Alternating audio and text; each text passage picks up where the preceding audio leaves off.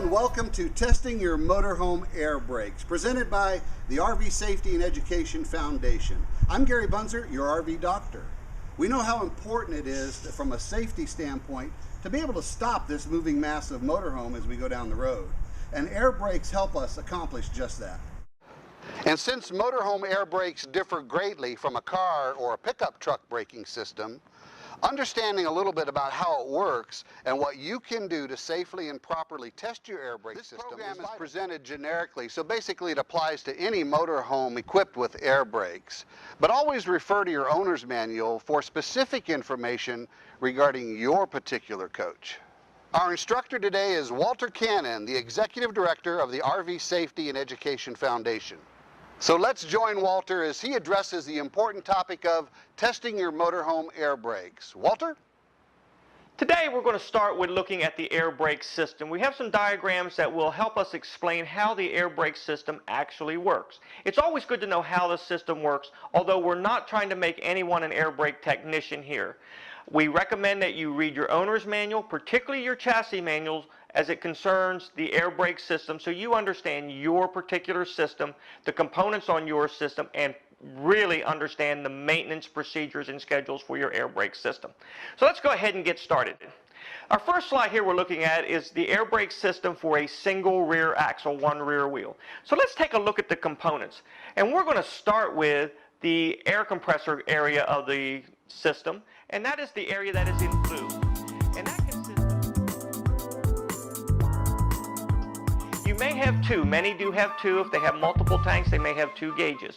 So we need to understand where they are, because you're going to need to look at those gauges once in a while. Make sure you're maintaining air pressure, that everything is working properly, and we have everything that we need. So we've looked at a single rear axle system. So now let's move on to a dual rear axle system, parking brake. And it will say pull to apply, push to release. And when you do that, when you pull, you will hear the air escape the system. When you pull the park brake knob out, the air is released from the system, and just as we talked about, the spring then takes over and pushes the rear brake. A little trip outside to a motorhome, and let's run through the testing procedures.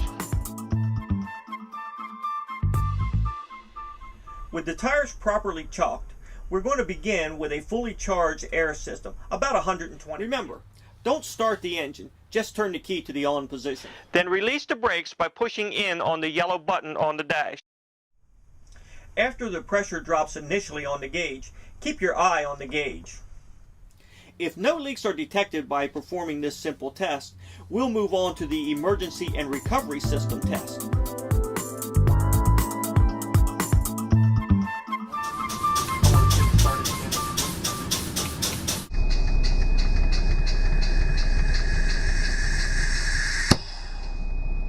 Now, start the engine again, and watching the tachometer, hold the engine speed to between 1300 and 1500 RPM. Remember those tire chocks we put in earlier? It's time to remove them. Good help is so hard to find.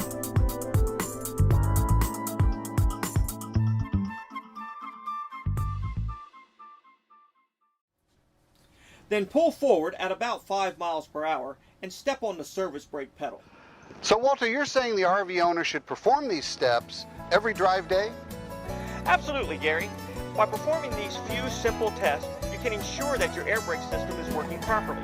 So the three tests are the leak test, the emergency and recovery system test, and the park and service brake test.